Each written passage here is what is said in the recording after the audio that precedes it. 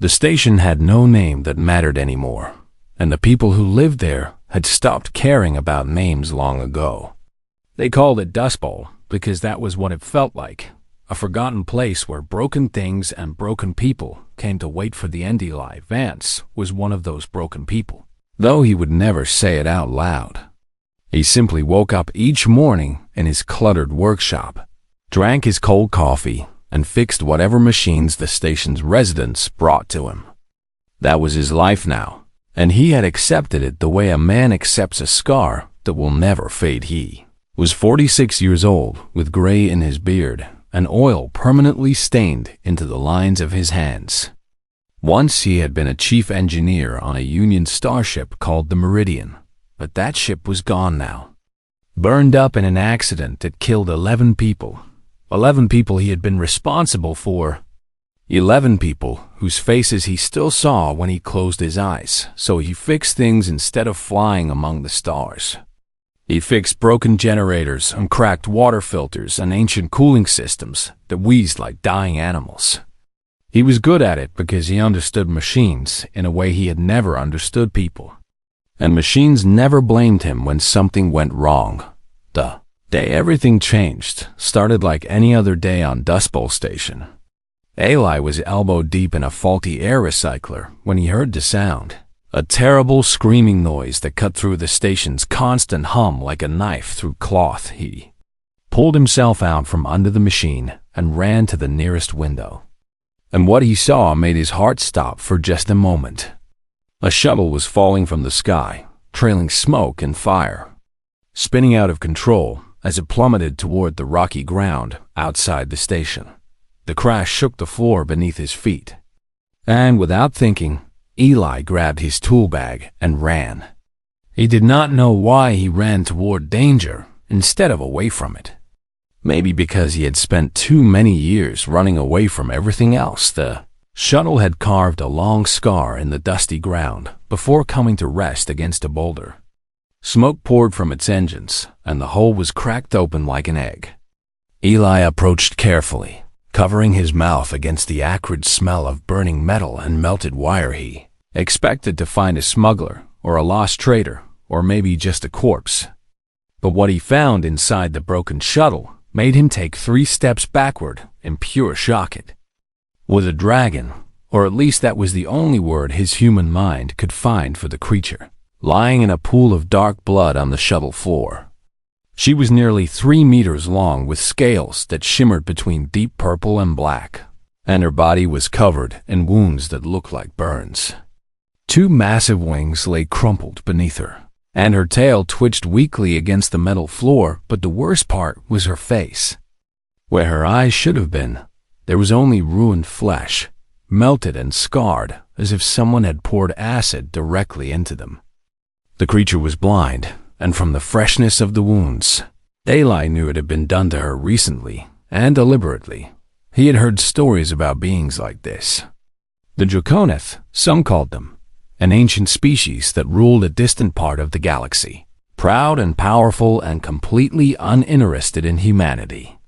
They were legends, myths, creatures from stories told in bars by drunk pilots who claimed to have seen their massive ships passing through the void like shadows, and now one of them was dying in a crashed shuttle on his doorstep. The creature stirred, and a low growl rumbled from her throat. Her head turned toward him, even though she could not see, and her voice came out in a hiss that his translator struggled to decode. "Have you come to finish what they started, small creature?" she asked, and even wounded and blind. There was pride in her voice, the kind of pride that refused to beg even in the face of death. Eli should have walked away. Helping this creature would bring trouble, a kind of trouble a man hiding from his past did not need. She was not his responsibility, not his problem, not his burden to carry. But then he thought about the 11 faces he saw every night, and he thought about all the things he had failed to fix, and he thought about how tired he was of being a man who walked away. "No," he said quietly, and he knelt beside her, already calculating how he would move her, already planning which tools he would need. "I have not come to finish anything. I have come to help." The creature laughed, but it was a bitter and broken sound. "Help me? Do you not know what I am, human? Do you not know that helping me will bring fire down upon your head? My enemies will come for me, and they will destroy everything in their path." "Lady," Eli said, as he began to assess her wounds, "I have got nothing left to burn."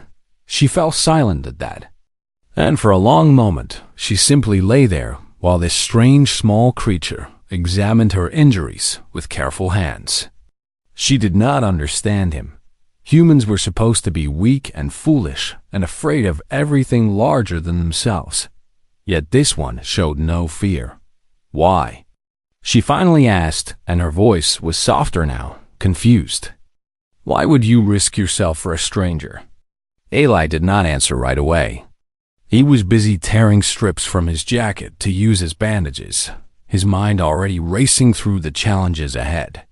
How would he treat wounds he did not understand? How would he help a creature whose biology was completely alien to him? But he had fixed broken things his whole life, and in his experience, broken things were all the same underneath. They just needed someone patient enough to figure out how they worked, because you need help, he finally said, and he looked at her ruined face with something like determination. "That is reason enough for me."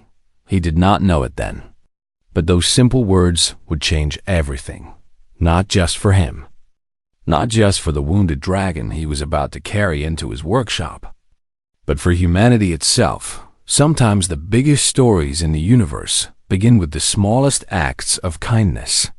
And sometimes a single mechanic on a forgotten station can shake the foundations of empires simply by choosing to care when caring was the hardest thing to do. Eli lifted the dragon as gently as he could, ignoring the pain in his back and the voice in his head telling him he was a fool. She was heavier than he expected, but he managed to get her onto his hovercart, and as he pushed her toward his workshop, he could feel her watching him with senses he did not understand. "What is your name, human?" she asked. "Eli," he said. "Eli Vance. I am Chiron-Veth," she replied, and there was something ancient and tired in the way she said it. "Remember that name, Eli Vance, for I fear it will be the last name you ever learn." But Eli just shook his head and kept pushing the cart toward his workshop, toward the cluttered space full of broken machines and spare parts, toward the place where he would attempt something impossible. He was going to fix a dragon, and nothing in the universe was going to stop him from trying. 3 days passed, and Eli barely slept at all during that time. He worked in his cluttered workshop surrounded by scattered tools and salvaged parts, his hands moving constantly as his mind raced to solve a problem that should have been impossible. Chiron-Veth lay on a makeshift bed he had, constructed from cargo containers and old blankets. Her wounds were healing slowly, and the medicines he had given her seemed to be working even though they were designed for human bodies. But her eyes, her ruined, destroyed eyes, were beyond any medicine he possessed. "You waste your time, human," she said on the second day, her voice tired and hollow. "My sight is gone forever. The acid they used was designed specifically to destroy Draconith eyes. Not even our greatest healers could repair such damage." But Eli was not trying to repair her eyes. He had realized early on that was impossible with the tools and knowledge available to him. Instead, he was trying to do something different, something no one had ever attempted before. He was going to build her new eyes, not biological eyes, not perfect replacements, but something mechanical, a device that would let her see again in her own way. It was a crazy idea, and he knew it probably would not work. But he had to try. The problem was that Draconith biology was almost completely unknown to humans. There were no manuals, no guides, no textbooks that explained how their nervous systems worked or how their brains processed visual information. Eli was working blind himself, using guesswork and instinct and whatever scraps of information Chiron-Veth could provide. "Tell me about your eyes," he asked her on the second night. not the physical parts. Tell me what you could see, how it felt. She was quiet for a long moment, and when she spoke, her voice was filled with loss. We see more than light and color, human. We see heat. We see the flow of energy through living things.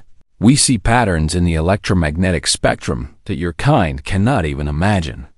There are some among us who claim to see even deeper, into what we call soullight, the essence of consciousness itself. Eli nodded and wrote everything down, his mind already working through possibilities. He could not give her back everything she had lost, but maybe, just maybe, he could give her something. He spent the next day scavenging through the station's junk piles and abandoned ships. He found a damaged scanning array from a Kethri trading vessel. The Kethri saw primarily in infrared, and their technology was designed to translate heat into visual signals. He found human neural link hardware that doctors use to help paralyzed patients control machines with their thoughts. He found a cracked luminary crystal that an old smuggler had claimed could sense life energy. Though Eli had never believed such superstitions, and from his own ship, the small transport he had arrived on years ago and never used again, he took the emergency beacon emitter, a device designed to send signals across vast distances of space. He brought all these parts back to his workshop and spread them across his table, staring at them like they were pieces of a puzzle he could not quite see. And then he began to build Chiron Veth, listen to him work, the sounds of soldering and cutting and connecting, the occasional muttered curse when something did not fit right, the long silences when he stopped to think. She did not understand what he was doing, but she could hear the focus in his movements, the determination that drove him forward, hour after hour. "Why do you care so much?" she asked him on the third night. "I am nothing to you, a stranger, an alien, a burden you did not ask for. My people have never shown kindness to yours. We consider humans beneath our notice. Yet you work yourself to exhaustion for my sake." Eli paused his work and considered her question. It was not easy to explain, even to himself. "I used to be an engineer on a starship," he said finally. "A good one, maybe one of the best. But I made a mistake, a terrible mistake that cost 11 people their lives. I have spent every day since then trying to outrun that guilt, trying to forget those faces, trying to pretend that none of it mattered." He picked up his tools again and resumed his work. "But it did matter. Their lives mattered, and my failure mattered. I cannot bring them back, and I cannot change what happened. But maybe I can do something good now. Maybe I can fix one broken thing and make it right. Maybe that is all any of us can do. Take the broken pieces we are given and try to make something whole." Chiron Veth was silent for a long time after that. She had never heard a human speak this way, had never imagined that these small creatures could carry such weight in their hearts.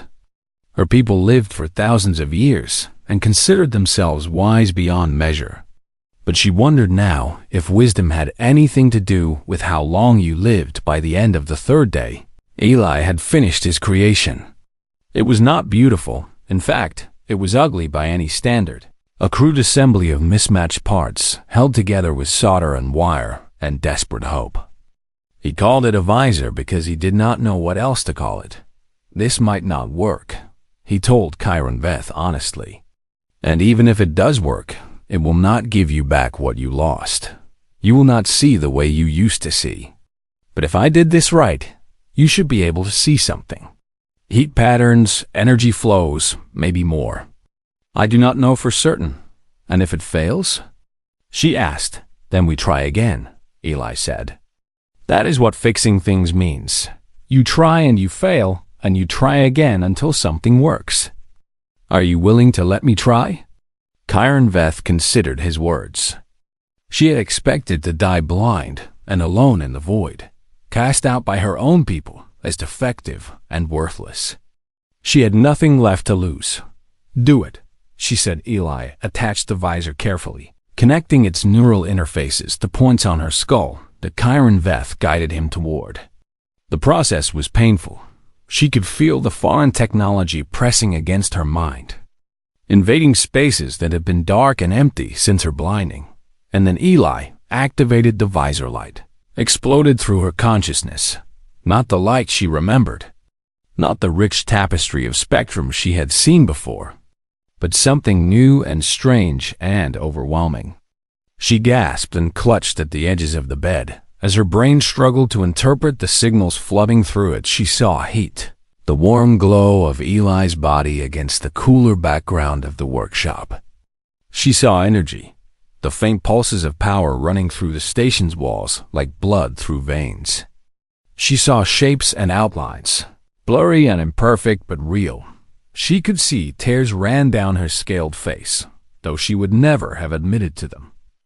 She looked at Eli, truly looked at him for the first time, and saw the steady warmth of his heart, the calm determination in his posture, the gentle kindness that radiated from him like heat from a small star. "You are very small," she said, and her voice cracked with emotion she could not hide.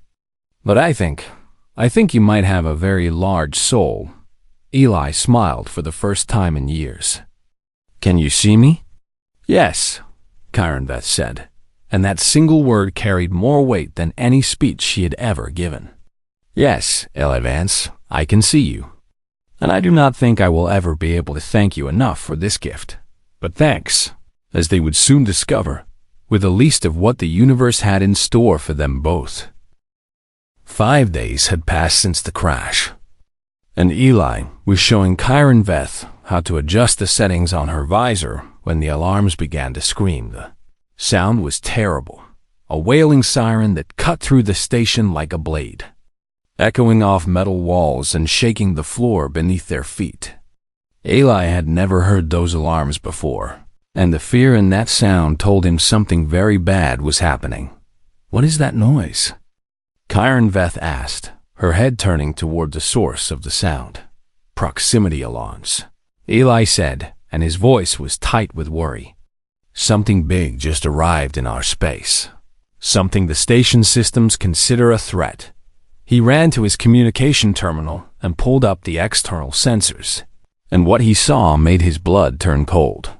4 massive shapes hung in the darkness outside the station, ships so large that they dwarfed everything else in view, their hulls gleaming with strange metal that seemed to swallow light rather than reflect. Each ship was shaped like a coiled serpent ready to strike, and each one carried weapons powerful enough to destroy a planet. These were not trading vessels or exploration ships. These were instruments of war, designed for one purpose and one purpose only. "Draconith," Eli whispered. And beside him, Chiron Veth went very still. "Show me," she said, and her voice was hollow with dread. "Describe the markings on the lead ship." Eli looked closer at the largest vessel, searching for the symbols etched into its hull. "There is something that looks like a throne surrounded by flames, gold and red against the black metal." Chiron Veth made a sound that was somewhere between a growl and a sob. "The burning throne. That is my uncle's ship. That is Velther Keth, High Sovereign of the Third Clutch, and the one who ordered my death." The station erupted into chaos around them. Eli could hear people running through the corridors, shouting and screaming, as word spread of the alien warships outside. Dust Bowl Station held perhaps 300 souls, and not one of them had ever seen a Draconith ship before. They had only heard legends, stories of a species so ancient and powerful that they considered humanity nothing more than insects. The station administrator's voice crackled over the intercom, begging for calm, trying to contact the alien vessels, asking what they wanted. But the Draconith ships did not respond to his hails, did not acknowledge his existence at all. They were waiting. "You need to run," Chiron Veth said to Eli, and there was urgency in her voice now. "Take your ship and flee this place before it is too late. My uncle has come to finish what he started. He will burn this entire station to ash just to ensure my silence." "Your silence about what?" Eli asked. Chiron Veth was quiet for a moment, and when she spoke, Her voice carried the weight of centuries. I was a truth seeker.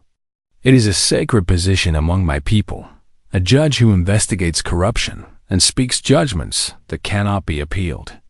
I was investigating crimes committed by my uncle's closest allies: theft, murder, oath-breaking of the highest order. She turned her head toward the window where the distant lights of the warships glowed like angry stars.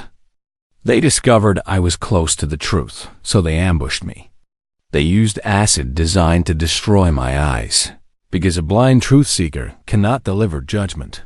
Our law requires that we see those we judge. They left me to die in the void, certain that even if I survived, I would be useless. But you can see now, Eli said slowly, understanding beginning to dawn. Yes, Chiron Veth said bitterly. But it does not matter. My people will never accept this human technology as true sight. They will call it a trick, a deception, an abomination. And even if they did accept it, my uncle has 4 warships and 300 years of political power. He will simply kill everyone here and claim I attacked him first. The communication terminal suddenly crackled with a new signal, a transmission so powerful that it overwhelmed every other frequency on the station. And the voice that emerged was deep and ancient, filled with contempt and cruel authority. "Attention, human insects," the voice said, and Eli knew without being told that this was Velthorketh himself. "You harbor a criminal of the Draconis sovereignty, the defective creature known as Chiron Veth. You will surrender her to us immediately, or we will reduce your pathetic nest to rubble. You have 1 solar hour to comply." The transmission ended, leaving only silence and fear in its wake. "Go," Chiron Veth said again, and she pushed at Eli weakly with one clawed hand. "I will surrender myself. Perhaps if I give them what they want, they will spare the rest of you." "And then what?" Eli demanded. "They will kill you, and they will probably destroy the station anyway, just to eliminate witnesses." "Do you really think your uncle will leave anyone alive who might tell stories about what happened here?" Chiron Veth did not answer, because she knew he was right. Velthorketh had not survived 300 years in power by leading loose ends. And a station full of humans who had witnessed Draconith ships threatening their world was the very definition of a loose end. "There has to be another way," Eli said. And he began pacing the workshop, his mind racing the way it always did when faced with an impossible problem. "You said you were investigating crimes. What kind of crimes exactly? Does it matter now?" "Everything matters," Eli said firmly. "Tell me." So Chiron Veth told him. She told him about the secret meeting she had uncovered, the stolen resources and murdered rivals, the web of corruption that spread through the highest levels of her uncle's government. She told him about the witnesses she had found and the evidence she had gathered, all of which pointed to a conspiracy that would shake the foundations of Draconis society. "I was 1 day away from delivering my judgment," she said. 1 day away from exposing everything. That is why they moved against me so quickly, so desperately. They knew that once a truth seeker speaks judgment before witnesses, it cannot be revoked. Not by the sovereign, not by anyone. It becomes eternal truth, carved into the records of our people forever. Eli stopped pacing. "But you never delivered the judgment." "No, they blinded me first." And without eyes, a truth seeker has no legal standing. Our law is very specific about this. It is why blindness is considered such a curse among my people. For a truth seeker, it is worse than death. "But you have eyes now," Eli said, and he pointed at the visor on her face. "Maybe they are not the eyes you were born with, but you can see. You looked right at me and told me I was small." "That sounds like sight to me." "The council would never accept." "I am not asking about the council," Eli interrupted. "I am asking about the law, the actual written law that your people follow. What exactly does it say about a truth seeker's sight?" Chiron Veth paused, thinking back to the ancient texts she had memorized centuries ago. It says that a truth seeker must see those they judge, must perceive their truth with unclouded vision. Does it say how they have to see? Eli pressed. Does it say anything about natural eyes versus mechanical eyes versus any other kind of eyes? The silence that followed was the loudest thing Eli had ever heard. And slowly, very slowly, Veth began to understand what this small human was suggesting. No, she said, and something like hope crept into her voice for the first time. The law is ancient, written long before such technology existed. It speaks only of sight, not of the method of seeing, Eli smiled. And it was the smile of a man who had just found the one loose screw that would make a broken machine work again. Then I think it is time for a truth seeker to deliver some truth. 40 minutes remained on the clock when Eli led Veth through the terrified crowds toward the station's communication center. People stared at them as they passed, stared at the massive alien creature walking beside the quiet mechanic, stared at the strange device covering her eyes, stared at this impossible pair who seemed to be the only calm souls in a station gripped by panic. Everyone thinks we are walking to our deaths, Veth observed quietly. Let them think what they want, Eli replied. We have work to do. The communication center was a small room filled with old equipment and blinking lights. The station administrator, a nervous man named Horvath, who had never expected to face anything more dangerous than a broken water pipe, was desperately trying to negotiate with the Draconith ships. His pleas met with nothing but contemptuous silence. You need to leave, Eli told him firmly. Both of you. Out. What are you doing? Horvath demanded. Those ships will destroy us all if we do not. Those ships will destroy us all no matter what we do. Eli cut him off. Unless you let me try something.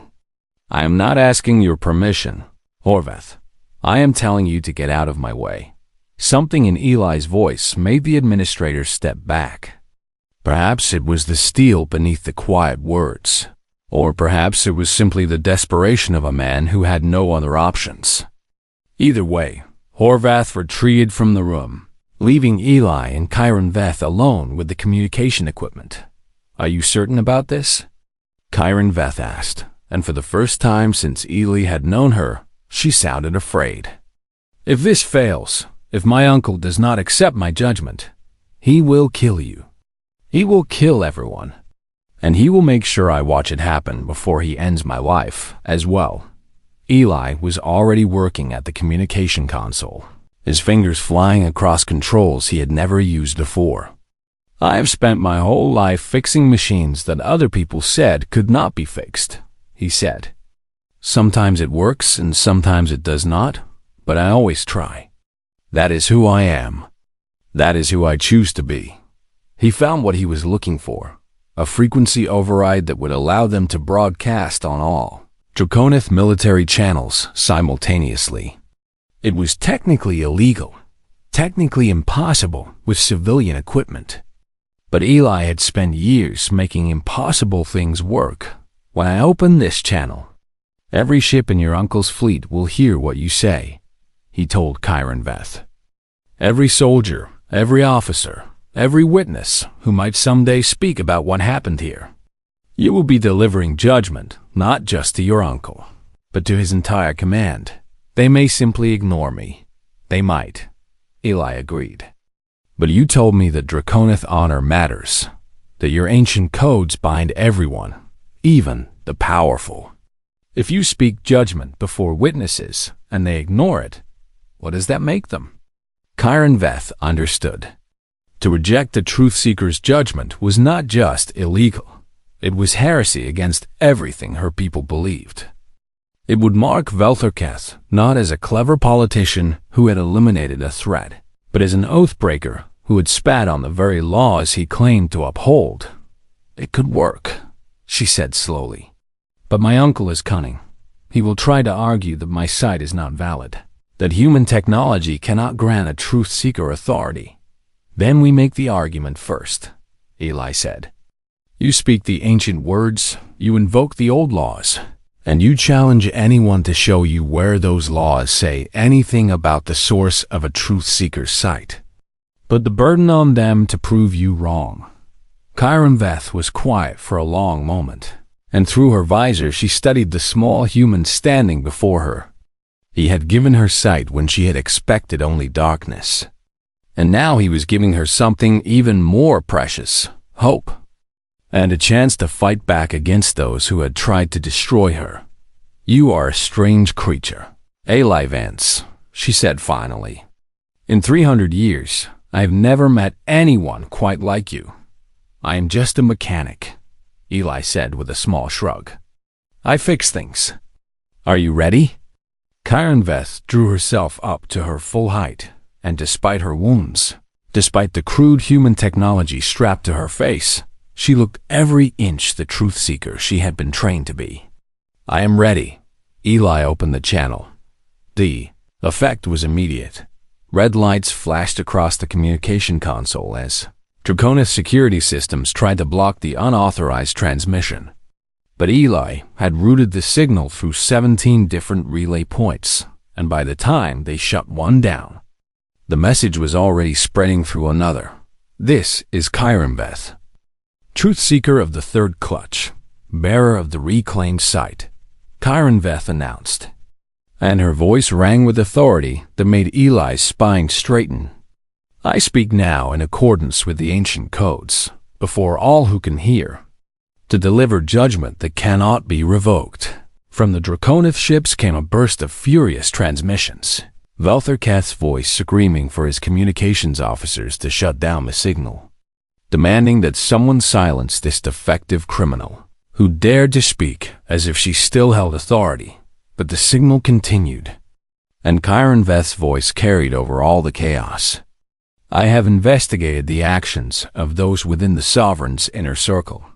I have found evidence of theft from the common treasury, of murder committed to silence witnesses, of oaths broken and honor abandoned. I name these crimes before all who hear me, and I name those responsible. She began to list names, powerful names, ancient names. Names that made even Eli understand the scope of the corruption she had uncovered. Each name was accompanied by specific crimes, specific evidence, specific witnesses who could confirm her findings. This judgment is spoken, Chiron Veth concluded. It is witnessed by the crews of 4 sovereignty ships and by the inhabitants of this station. Let it be carved into the eternal record, never to be erased, never to be forgotten. This is the truth I have seen, and this is the truth I speak. Silence followed, a terrible, waiting silence that stretched across the void between the station and the warships. Then Veltherketh's voice came through the channel, and it was thick with rage. You dare? You blind, defective creature. You dare to speak as if you still hold authority? I stripped you of your sight. I ended your career. You are nothing. I am a truth seeker, Chiron Veth replied calmly. And I can see, uncle, perhaps not as I once saw, but the law does not specify the source of sight. It speaks only of perception, of truth observed. I have observed and I have spoken. Will you now compound your crimes by rejecting judgment delivered according to our most ancient traditions? That thing on your face is not sight. Veltherketh screamed. It is human garbage, a mechanical trick. The Council will never accept. The Council is not here, Chiron Veth interrupted. But your own fleet is. And every soul aboard those ships has heard my judgment. If you destroy this station now, you do not silence me. You confirm every word I have spoken. You prove that you are exactly the oathbreaker I have named you to be. More silence. And in that silence, Eli watched the external sensors. Watched the 4 massive warships hanging in the darkness like predators deciding whether to strike, and then something remarkable happened. One of the ships, not the burning throne but a smaller cruiser, behind it began to power down its weapons. Its running lights shifted from battle red to neutral blue, and it slowly withdrew from formation. Then another ship did the same. And another. Only the burning throne remained at full battle readiness. But now it stood alone against 3 of its own fleet ships that had chosen to honor the ancient codes rather than follow a sovereign who had been named an oathbreaker. What is happening? Eli asked. Chiron Veth's voice was filled with wonder. They believe me, or at least they believe enough that they will not risk their honor by attacking. A truth-seeker's judgment is sacred, and if there is even a chance that I spoke true, they cannot participate in silencing me. Eli watched the standoff continue for what felt like hours. And finally, the burning throne began to withdraw, its weapons powering down as it turned away from the station and prepared to jump back into hyperspace. This is not over. Valtherkath's voice came one final time, filled with poison and promise. I will take this before the council, and they will declare your judgment invalid. And when they do, I will return to finish what I started. Then I will see you before the council. Uncle, Chiron Veth replied. And we will learn together what the ancient laws truly say about the nature of sight. The 4 ships vanished into hyperspace, leaving Dust Bowl Station intact and its inhabitants alive and in the communication center. A human mechanic and a Draconith truth seeker stood together in the aftermath of an impossible victory, both of them still trying to believe what had just happened. The station celebrated that night, a wild, desperate celebration born from the relief of people who had expected to die and found themselves still breathing. Drinks were poured and songs were sung, and strangers embraced each other like family, all of them united by the miracle of their survival. But Eli did not join the celebration. He sat in his workshop surrounded by the same clutter of tools and spare parts that had always been there. And he stared at his hands as if seeing them for the first time. Chiron Veth found him there, guided by the warm signature of his body heat through her visor. She moved quietly for a creature her size, and she settled onto the floor beside his workbench with a grace that seemed impossible for something so large. You should be celebrating with the others, she said. You saved them all. You saved me. That deserves recognition. I just fixed something that was broken, Eli replied quietly. That is what I do. No, Chiron Veth said firmly. That is not what you did. You faced down 4 warships and a sovereign who's ruled for 3 centuries. You found a loophole in laws older than your entire species. You gave sight to the sightless and voice to the silenced. That is not merely fixing something broken. That is creating something new. Eli was quiet for a long time. He thought about the 11 faces he had carried with him for so many years, the ghosts of people he had failed to save. And he realized that for the first time since the meridian burned, those ghosts felt a little lighter. What happens now? He asked. Your uncle said he would take this to the council. Will they listen to him? Chiron Veth made a sound that was almost a laugh. My uncle is a fool if he thinks the council will support him now. Word of what happened here will spread across every Draconith world within days. The crews of those 3 ships who stood down, they will tell their families and their friends, and those people will tell others. By the time Valtherkath reaches the council chambers, my judgment will be the only thing anyone is talking about. And the visor? Eli pressed. Will they accept it as true sight? Some will argue against it, Chiron Veth admitted.